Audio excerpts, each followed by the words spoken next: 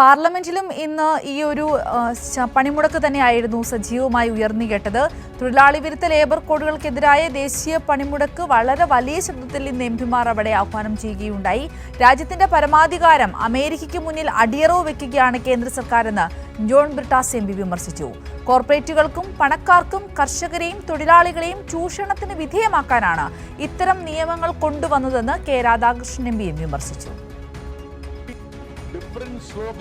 രാജ്യസഭയിൽ ജോൺ ബ്രിട്ടാസ് എംപിയും ലോക്സഭയിൽ കെ രാധാകൃഷ്ണൻ എംപിയുമാണ് ദേശീയ പണിമുടക്ക് വിഷയം ഉയർത്തിക്കാട്ടിയത്.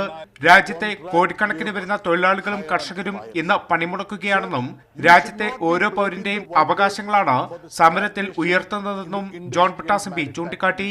രാജ്യത്തിന്റെ പരമാധികാരം അമേരിക്കയ്ക്ക് മുന്നിൽ അടിയറവ് വയ്ക്കുന്ന കേന്ദ്ര സർക്കാരിന്റെ നയങ്ങളെയും ജോൺ ബ്രിട്ടാസ് എംപി വിമർശിച്ചു. The slogans of the strike also include to uphold the sovereignty of this nation, sir, to protect the farmers, sir.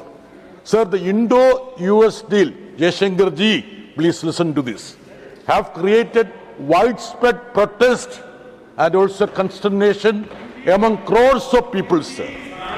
Sir, you are the vocal exponent of energy security and also strategic autonomy, sir.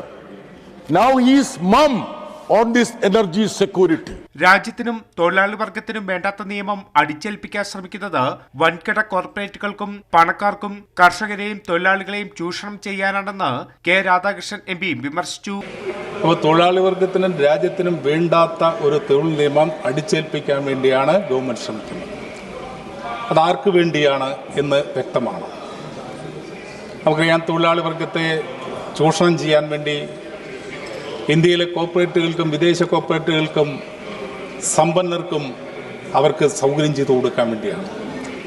തൊഴിലാളി വർഗത്തിന്റെ താല്പര്യം സംരക്ഷിക്കാൻ വേണ്ടിയുള്ള നിലപാടല്ല ഈ government സ്വീകരിക്കുന്നത്. American സാമ്രാജ്യത്വത്തിന് വിടുപണി ചെയ്യുന്ന മോദി സർക്കാരിന് ഏറെക്കാലം ജനങ്ങളെ വഞ്ചിക്കാൻ കഴിയില്ലെന്നും മോദി സർക്കാരിന്റെ തെറ്റായ നയങ്ങളെ തിരുത്താൻ കർഷക തൊഴിലാളി വർഗത്തിന് കഴിയുമെന്നും രാധാകൃഷ്ണൻ എംപി വ്യക്തമാക്കി. കൈരളി ന്യൂസ്, ദില്ലി.